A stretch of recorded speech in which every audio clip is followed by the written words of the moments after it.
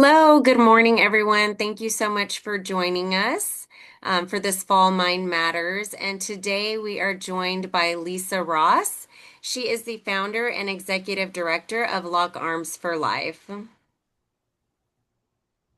Thank you, Lisa. I'll go ahead and pass it over to you. Sounds great. Thank you very much, Susan, for having me again, too. Thanks for letting me join everybody here today. I really appreciate that as well. And to share our message. I'm going to talk a little bit about my personal story, how I got started doing this work. I'm excited to share with you the things that we also have accomplished and what we're currently working on with Lock Arms for Life. And then hopefully impress you enough that, or inspire you, I guess would be the word, to join our efforts and to either partner or do some collaboration with us as well. As you know, firearm injuries is a public health crisis. Firearms are now the leading cause of death for youth in the United States. You can go to the next slide. So this is kind of how I got started. These are my three sons. This was actually the last picture taken of them together. Keaton is my youngest. He's now really in his 30s. And then Lance is in the middle, and John is the one on the far right. It was taken 2 months before John died in 2009. About that night, I'm going to go ahead and share some of the details of really what happened to my son during that evening and what really kind of got me started on this journey of, gun safety. So that night, John and his friends had gone to a music concert. John had been drinking. His blood alcohol level was above what is legal limit. Later afterwards, he met up with a group of friends at one of the houses that was one of the kids that he knew. And sitting on the coffee table were two firearms. One of the guns was fully loaded and it had a bullet in the chamber. The other one was not. The only reason that they were talking about these guns, first, let me back up. These guns shouldn't have been out. They should have been stored safely. And had they been safely, my son would be alive today. So that's the first thing I want to say. But regardless, the guns were out. And this is a scenario that happened.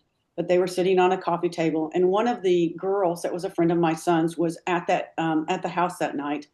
And one of the guns had belonged to her ex-boyfriend.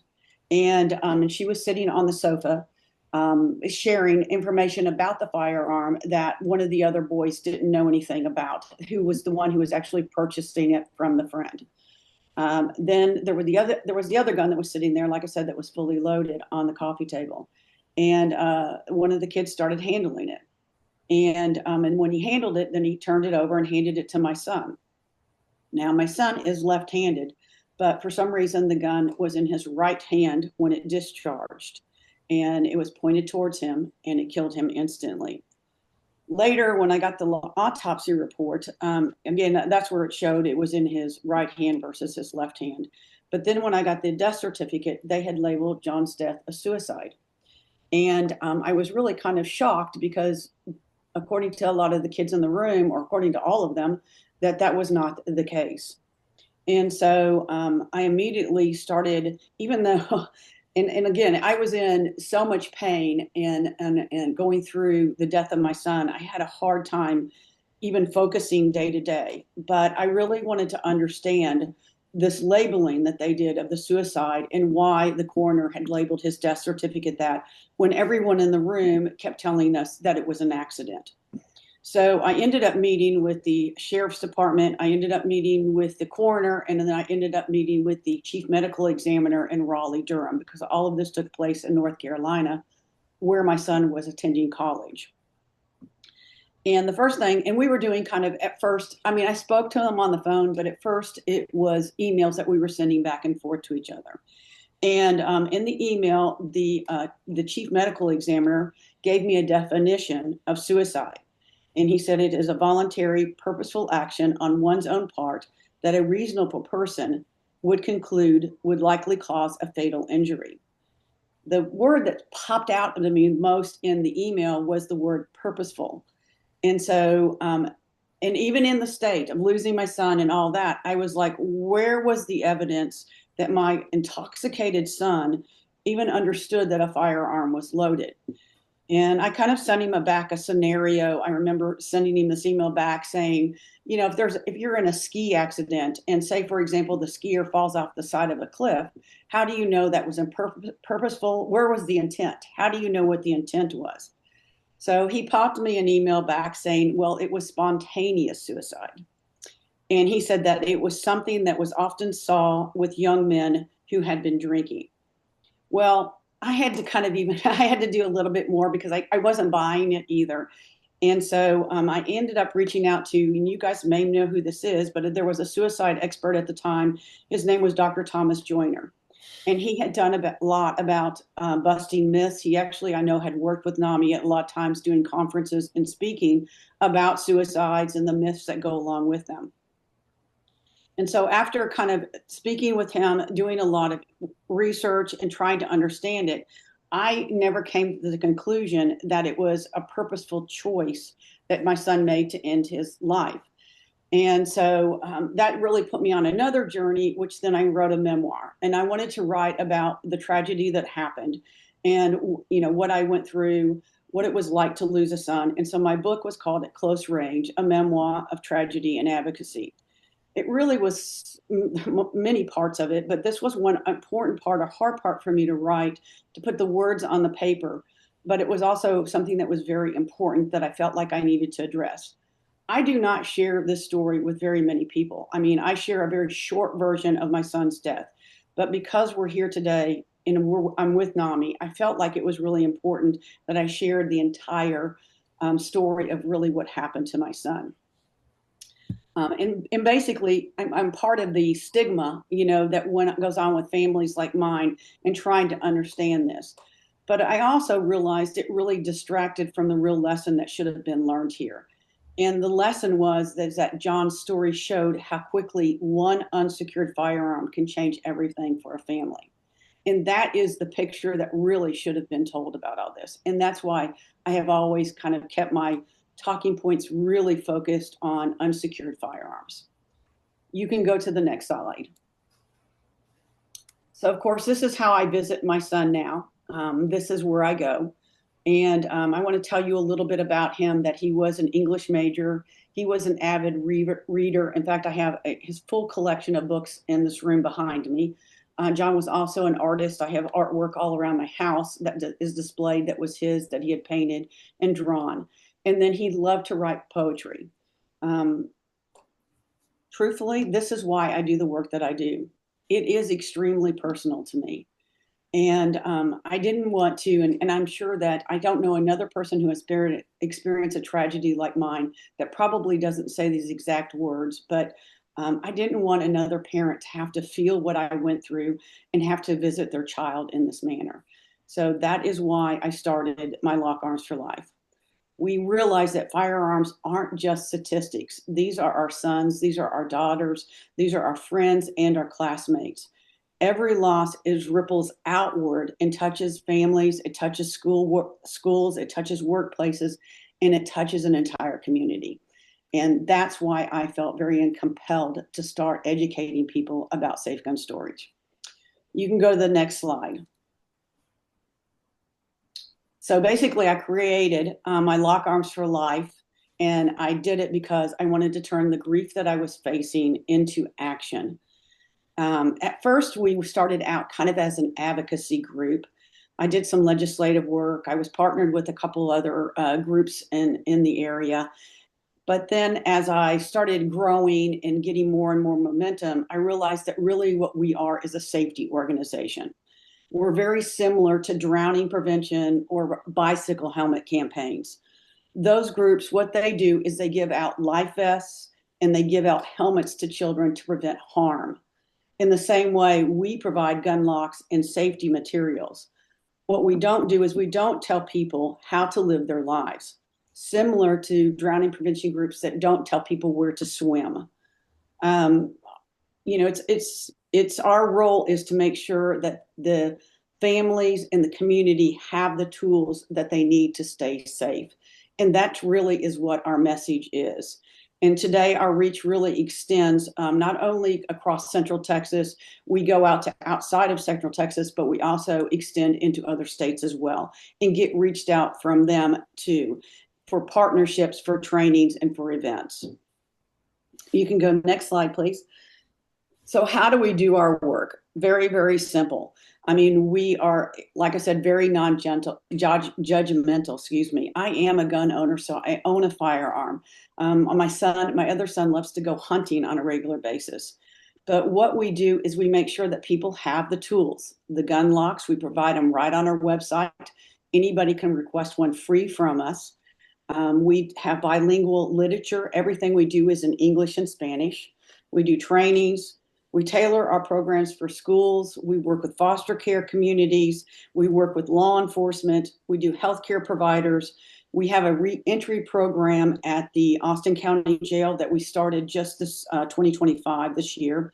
We've worked with National Guard service members. We do National Night Out, not only on smaller, like APD does an unbelievable job of doing National Night Out for us on certain areas, and then we do it on the University of Texas campus.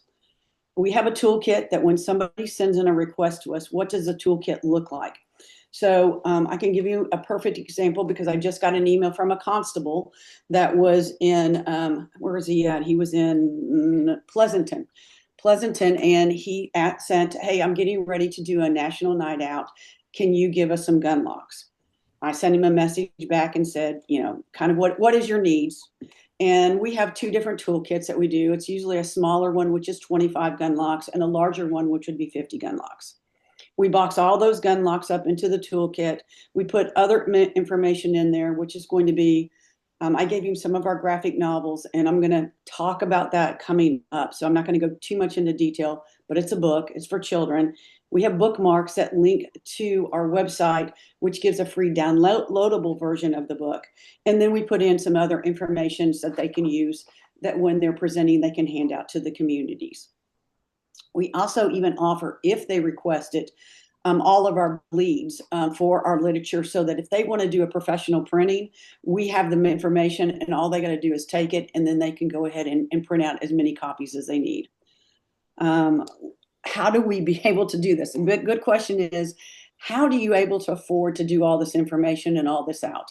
Well, we have a grant with the City of Austin's Office of Violence Prevention. And that grant affords us the ability to be able to do a lot of the work we do here in Central Texas. We could do this work nationwide. Again, we would need funding for nationwide. But we also get some private donors, which allows us to be able to provide gun locks to other areas on a smaller scale that we're able to, anybody, I don't turn anybody away, to be honest with you. There is no one I will turn away. So if somebody asks, I'll find the money, I'll figure it out, and we'll get it to them. But the biggest lump of our sum of our funding comes from the Office of Violence Prevention. We also have a PSA, which we host with events, and it provides education to normalize safe storage information. You can move on to the next slide. So what's at stake here? From 2022 to 2023, Texas lost 5,341 people to firearm suicides. More than 500 Texas children and teens are injured or killed by firearms every year. To put this into a visual or perspective, just think about 7 busloads of kids. That's how many are injured or killed by guns each year. In 2010 to 2023, firearm deaths for the ages of 5 to 29 rose sharply. And while motor vehicles deaths started to decline, now we have surpassed the motor vehicles in accidents and deaths that are going on in our country. And I recently attended, there was a webinar that was done by the Texas Doctors for Social Responsibility. And some of the information I just gave you came from that webinar that I attended there. But what we do know is that safe storage saves lives. We know that it buys time. We know that locked guns are less likely to be used in moments of crisis or impulsive acts. Locked guns are also less likely to be stolen and used in crimes. In 2024, I don't know if y'all know this, but San Antonio was ranked 5th nationally for stolen guns. There was over 2,300 reported guns stolen that year. And again, I want to use the word reported because we don't know how many unreported guns were actually stolen that year. In Austin, so far, we have 367 stolen guns since January of this year. Now, the good news is it's down because last year's number at the same time was 528. What I hope that is because of the messaging that we have partnered with the city of Austin to help reduce those numbers. So I can't prove it, but I'm hoping that by the fact that we're giving out gun locks to the community, we're working with the law enforcement agencies, we're in the school districts, we're working with healthcare providers, that is the reason that we're seeing a decrease in the numbers. It's the work that we're handing out gun locks like candy. You can go to the next slide.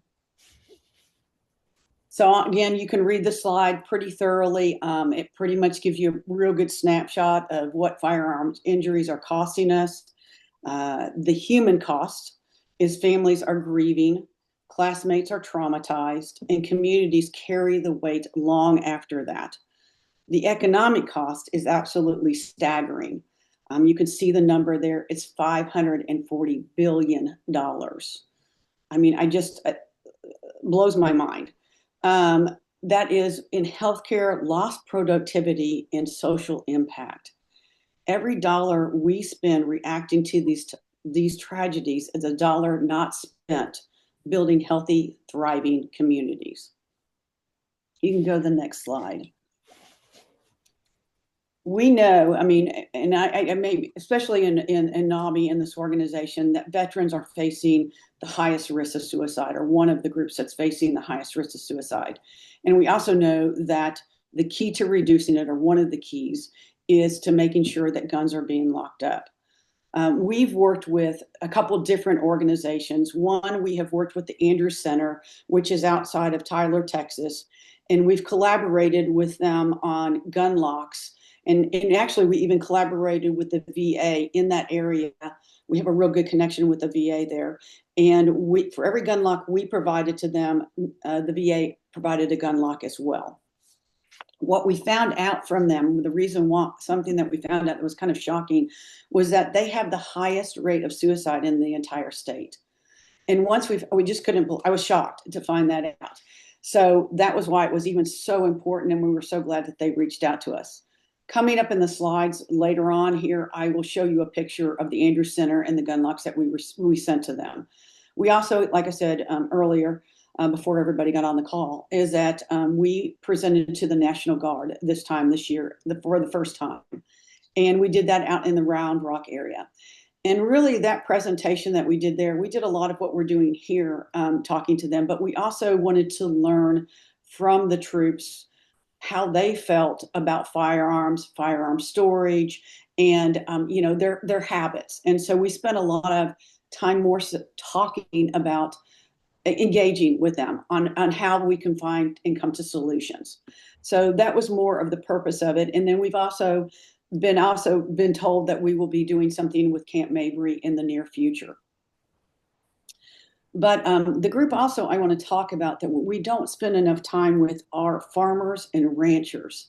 We work with rural communities. I get reached out by Health and Human Services quite a bit, and we provide, again, gun locks. I think we've serviced, I'm going to say, on Health and Human Services, I think my partner's on this call, but if Kim is, I think we've done between 7 and 8 different Health and Human Services across the state that we provided either literature, gun locks, and information to them to help get out into the community. But I don't know if y'all are aware of this, but the Texas Farm Bureau reported that farmers and ranchers' suicide rates are 2 to 5 times higher than the national average. And of course, they're saying that is due to isolation, financial stress, natural disasters, and market instability. I don't think we talk enough about the impact of our rural communities, and that is something that we would love to partner with y'all on, maybe figure out how we can get some more messaging out to these areas. I do know that they have a hotline. It's called AgriStress. It is specifically for people who are in agriculture, they're in forestry, and they're in fishing. And I think we'll be doing some messaging on our website, making sure that that information is being relayed out into the community. And because I didn't even know we had a hotline, but I found out we did. You can go to the next slide. This is a statistic or information everybody pretty much knows, or at least on this call, they probably should. You've probably seen it. You probably heard it. Yes, firearms are the most lethal means 90% of the time, compared to lower the rates of with other methods. We can normalize it, keep pumping out the 988 suicide and crisis lifeline to schools, to patients. It's definitely a resource where it can all save lives. Some great information for everybody. You can go to the next slide.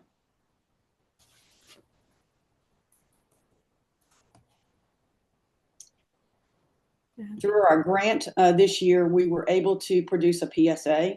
It was the very first time we were able to do this. In our PSA, it features a dad, a veteran, a biker, a college student. It's everyday people making safe gun storage.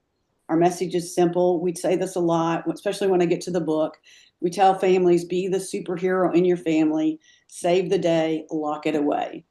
We say it to kids too, be the superhero. Make sure if you see a firearm, speak up and say something about it. It is kind of our slogan that we really have shared amongst as many people as we possibly can. I have to say it's a proud moment for me on this video because it was produced by my son. My youngest son lives out in LA, and he works in the film industry, and he was the one that put the film together for us. So far, we've been able to share it on ATX in Austin.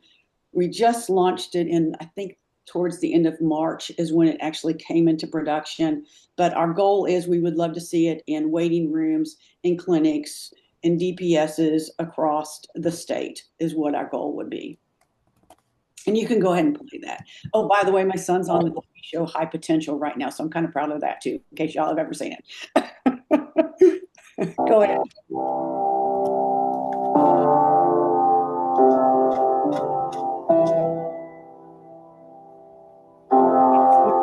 Is there any way to 4.6 million children in the U.S. live in a home with at least one loaded, unlocked gun.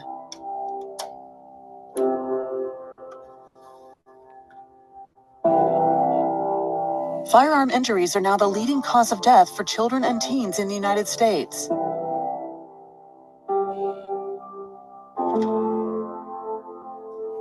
Eight out of 10 unintentional shooting deaths involving children happen at home. Everyone can learn to be a hero by practicing and promoting responsible gun storage.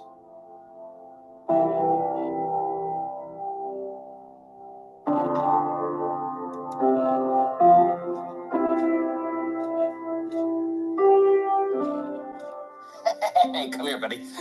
Let's get out of here and I think we go make some popcorn. Be a hero. Nice. Save the day. Lock it away.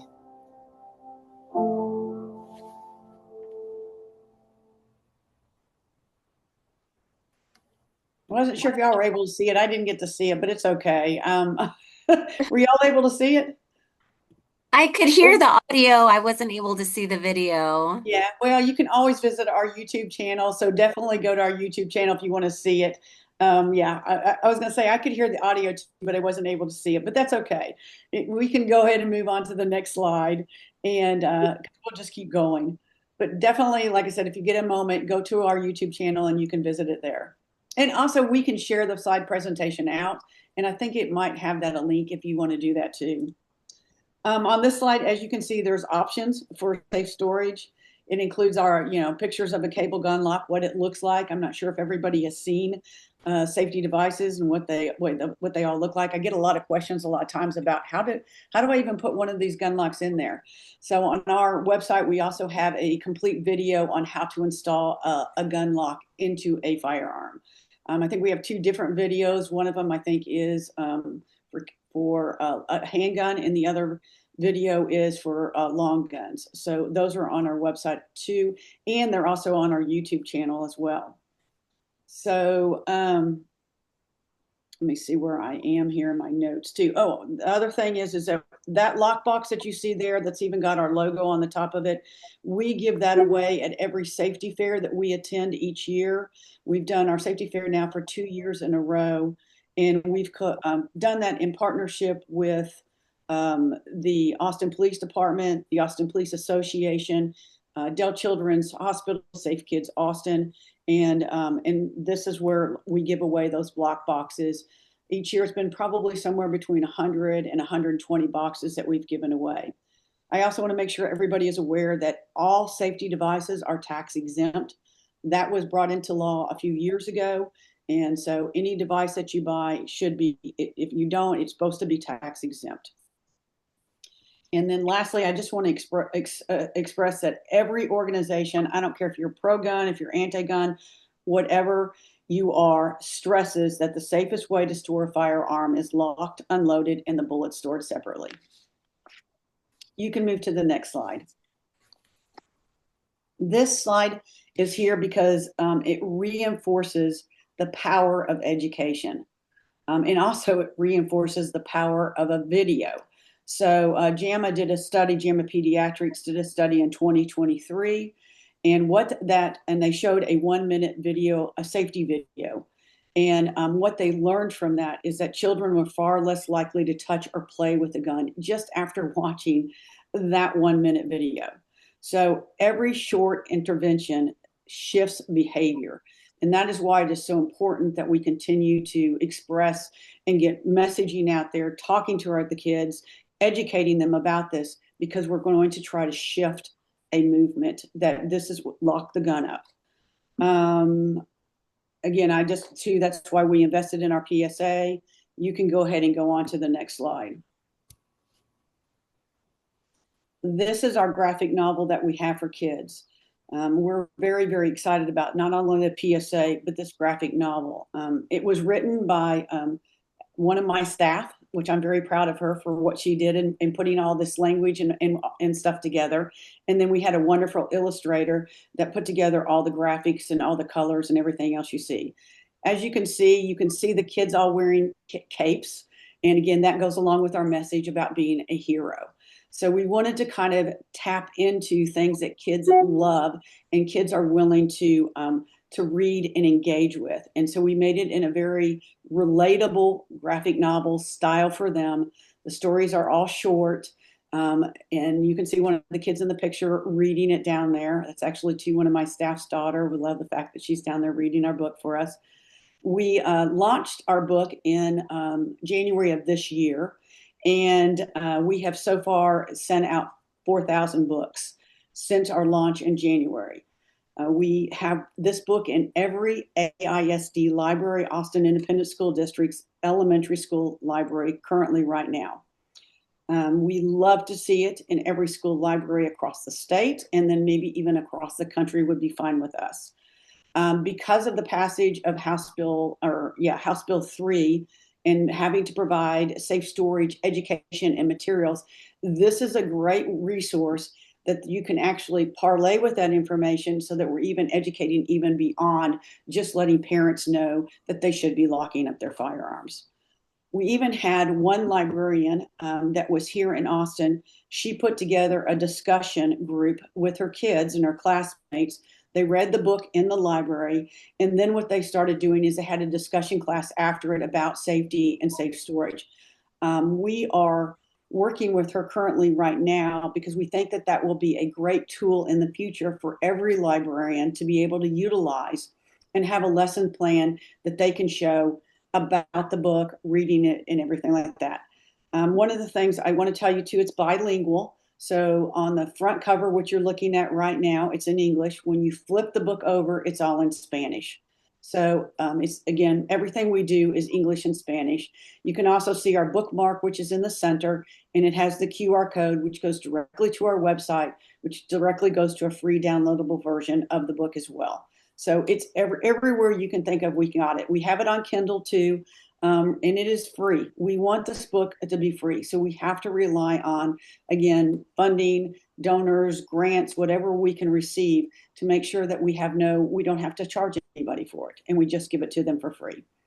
Let's see what there's anything else I need to say. Oh, one last thing I want to say about the book is that it was we had an ELA, which is an English language art content expert, do a review on it. And what she did is she brought in a very diverse group of people to do the reviewing. It consisted of gun owners, it consisted of librarians, school teachers, and then a medical community. And we wanted to make sure that we didn't have biases, that we were age appropriate, and that we were being very neutral in our messaging. So I encourage you to take a look at our book. Reach out to me if you'd like to have a copy. We're happy to send it to you. I'll give you more information about where to get that and all that in a little bit. You can go on to the next slide. Get Active. So we have an educational program that is called Get Active. This is where our framework, in fact, even in our book, the simple section of Get Active is like stop, don't touch, leave the area, and tell an adult. That would be what we would relay to children about if they see a firearm and what they should do. We have a much broader educational program that we do with, like I do first year medical students at Baylor Medical School, and I educate them on Get Active. We've done foster care parents. I've educated them on Get Active. And I'll go through, I'm going to go through a simple version, not the framework as much because it would take, that would be a whole nother presentation I would need to do. We also have, but we have it as a train the trainer. So we can educate anybody about Get Active, and then you can do it within your community as well. You can go ahead and go to the next slide. These are the principles we teach. And then we go through each one of the letters and we walk that through that letter, giving families information about a clear, practical steps that they can take to prevent tragedies. Again, for today's presentation, I'm not going to go through every one of the acronyms that are there and tell you what we do. I'd be happy to come back if you'd like me to do that, and we can just do Get Active. For right now, I just wanted to give you an overview that this is an educational program that we have, and that we have a train the trainer with it as well. You can go to the next slide. We've been honored to work alongside many, many leaders. As you can see in the picture there, we were recently asked to come up to Washington, D.C. We were part of a discussion with the Honorable Ann Brown. That is Toreen Creepy, sorry, messing that name up, but that is Toreen. And she is with Safe Kids Worldwide. And then that's Gabby Gifford that's at the bottom of that picture there. We also are in partnership with Cook Children's Hospital. Cook, we have the leading trauma surgeon sits on our board of directors. They have a program that is called Aim for Safety. And we are very much in alignment with what they teach and what we educate on. They have bought over 1,000 of our books so far and hand them out into the communities that they work with there in the Fort Worth and surrounding areas. We also partnered with them on making sure, this is probably our third year in a row of doing this, but we wanted to have, we tried to get a bill passed that would name August as Gun Safety Awareness Month. When that bill failed to pass for the third session, we decided to go to local governments and ask if they would write proclamations. In our first year of doing it, we only got 3 proclamations. The second year we did it, we got six or seven proclamations. And this year we've gotten 12 cities to participate in naming August as Gun Safety Awareness Month. We picked August as Gun Safety Awareness Month because kids will be going back to school, and it's a perfect opportunity for doctors and physicians and pediatricians who are doing well checks to be able to have a conversation with their patients about safe gun storage.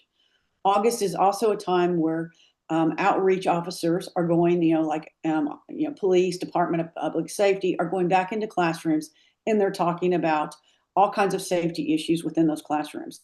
And so we figured this would be another perfect time for that. And then the third reason is that hunting season starts September 1, and why not work within the hunting community to make sure we're all sharing why safe storage is important and why we all need to be locking up our guns. That's pretty much it for that slide. We can go ahead and move it over. Checking my notes just to make sure I'm covering everything. I have so much material. This slide is a picture of all of the outreach that we have done. like I said, the teacher who was the librarian who taught in the classroom, there she is in the middle of the slide presentation. That's her. That's her educating with the class and talking to them. Of course, they had to have waivers signed, and parents had to give permission and all that kind of stuff. But that's what we're hoping to do, is put all of that information into a toolkit so that every librarian can do the same thing that she did. Down there on the far left corner, that is the Andrews Center people that we worked with at Andrews Center. That's our information, the gun locks we've gotten. We do many, many, many schools. That's just a snapshot of one of the schools that we were at here. I think it's over off of Burnett Road. We did the Boys and Girls Club. We've done that several years in a row. And then our safety fair. Our safety fair, you can see the guy in the background excited that he received his gun lock box. And of course, we can't thank our doctors and physicians that work with us enough. You can move on. Oh, one thing I didn't mention, I just now looking at my notes again, is that not pictured in there was our bus ads. So we just started our bus ad campaign. It launched September 1st. This is the third year that we've done a bus ad campaign. This year, we decided to really focus on stolen guns. So the back of the buses all have a picture of like a broken window, and it has the messaging is a stolen gun is a loaded risk. And those are driving around right now. If you live in the Austin area, you see one, take a picture, send it to us. Happy to share it out. Um, again, safety fairs, all that. As you can see on this slide, we can duplicate our work anywhere. There's no need to reinvent the wheel. If you have someplace that you think, hey, I think this would be really great, reach out to us and say, hey, Lisa, can you do, maybe this person, or reach out to them, or we'd love to collaborate. Let us know, because that is one of the things we are truly looking for. Of course, we want you to follow us on our newsletters. Of course, we want you to follow us on social media. We want you to do those things too. If you have any ideas of funding, additional donations, we're happy to hear that as well. I'm trying to think what else we want to cover on this. Oh, any council members. So when we started our program with the Office of Violence Prevention, it was city council members who initiated that by putting together a task force and creating the Office of Violence Prevention. If you have a connection with a city council member and you're willing to make an introduction for us, like I said, we can work even that from a funding standpoint, because we have done it and we know how it works and we know how to get the funding through the city council for that. So you can move on to the next slide. This kind of is my closing. This is the story I really always close with. This woman is a counselor over here at one of the elementary schools. She reached out to us a little bit over a year ago because one of the students had found his father's gun and had accidentally shot himself. She was telling us that even a year later, after the incident had occurred, the kids were still talking about it in the cafeteria. This embodies what's at risk and what's at stake for us. These are lives, these are futures, these are entire communities. This is why what we do and what I talk about is so important. Um, I just want to thank you guys again for listening. I want to thank you for including firearm safety and suicide prevention. And I am open to any kind of questions that you may have.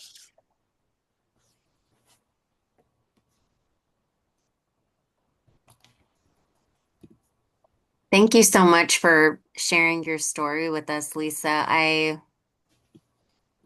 It's a common concern because we work primarily with adults, so it's people over 18. So I love that approach, that it's non-judgmental. We know that we cannot control whether or not these adults have access to firearms. Um, so I think approaching it from that standpoint of like, this is just a safety measure, not just for maybe the person, let's say it's somebody that uses our services that's living with a mental illness, that owns firearms, because we know, I mean, a It's lot of real people world. We do. all live in the real world. I mean, that's what it Yeah, is. that's why I love that approach of like, okay, well, you know that you maybe can't take the firearm away from them, but you can provide this safe storage approach so that you're creating that barrier. And let's say they happen to get in crisis. Well, now they have this whole extra step that they have to go through to access the firearm. And maybe that buys enough time for them to, rethink whatever it is that they're about to do, or maybe call somebody, or just for family members to be informed. So this is certainly something that I'll be sharing with the families that I work with. Um, and honestly, like I come from a family of gun owners as well, and I've never really seen like the gun storage, what they actually look like. So it's interesting to see what the locks actually look like. Um, so I definitely appreciate that. And as far as, going into the schools, I know on social media, guns are glamorized. So I think it's so important for the kids to see um, the real life effects of people having access to these things that they're not properly trained and these guns aren't properly stored. So I feel like I learned a lot from this presentation. I really appreciate it. Thanks. One of the librarians shared, she said it was great, the education that the kids did. She told me afterwards too, one of the things that one of the kids shared with her, and she knew this already, but this little girl shared it with her class, and so she raised her hand up, and after the discussion, she said, we don't have any guns in our house because my daddy's a felon, which is so honest, and so it's so transparent of children, and this is how their minds work. And so it was just really um and it was glad, and like I said, even the librarian said, I already knew this. She said he's a great dad, he's so involved with his community, but this is real life issues that we deal with. And it's good for her to know that. She even knew that as a third or fifth grader. That's crazy that she knew that he wasn't supposed to be. So it was, again, it just kind of reinforces the work that we're doing. Right. Yeah, that's interesting that she would be aware of that fact. Yeah, But I yeah. guess, the family just has open conversations about that. Right. Which is awesome that they were willing to share that. And that's even too with our reentry program that we do at the county jails.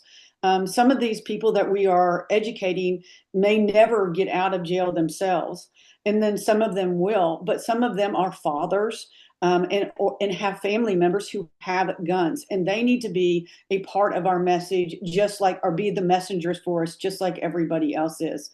And so that was one of the reasons we give them free gun locks. If they are discharged, that's one of the things that they get, is a free gun lock when they leave. But again, it's trying to bring everybody into the conversation, because everybody has a role to play within this, talking about this. And that's what our education is. What we're trying to do is that everybody can be a superhero. Everybody can. Yeah, definitely. And I really admire the work that you guys are doing to protect these more vulnerable populations, our children, our vets, Mhm. and like the people that we service that might be living with a mental illness and their families as well.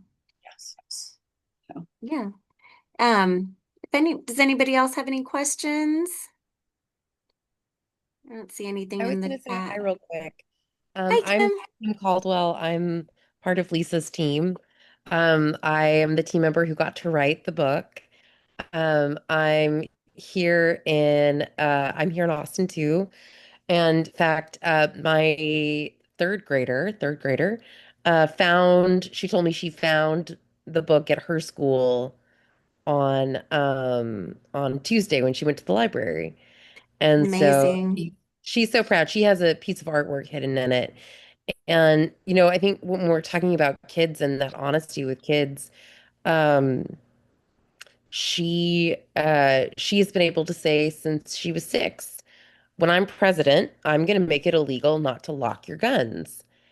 And it's like, again, when you when you don't have to unlearn all of the feelings and thoughts and stories you've been told over the years about like what makes us safe, right? It can just click. And so that was a part of the inspiration for this book is like if a 6-year-old can get that, like when you make the dangerous thing less dangerous, we're safer.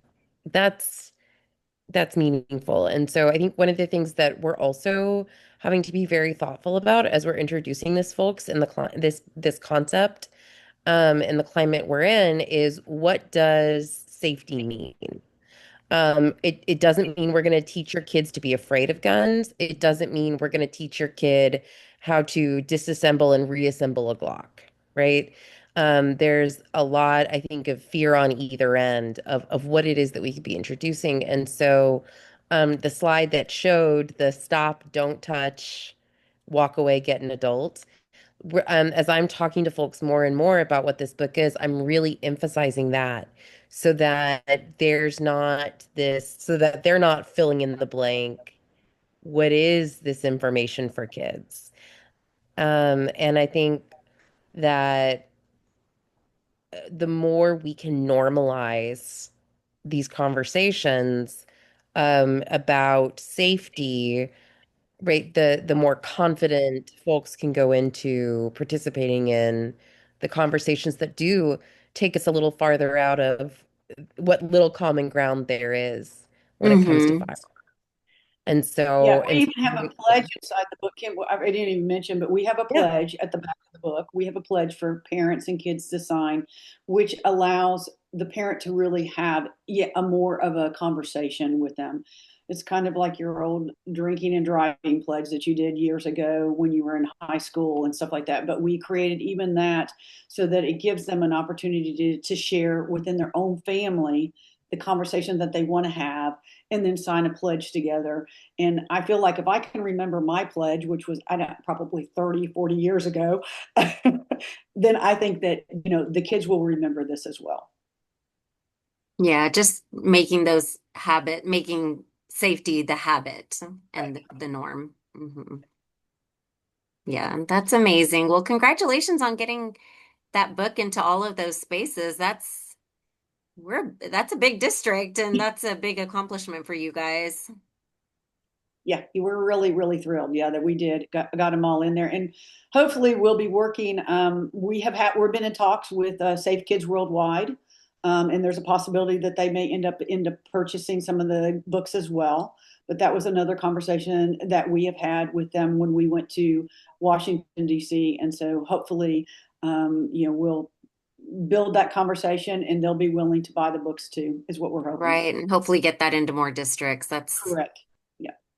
That's great. Well, thank you guys so much for joining us today. Really appreciate your time. And I will let you know when this recording is available on our YouTube channel. Okay. Great. Thank you so much. Thank you. Have Thank a you so wonderful much. day. All right. Thanks. You too.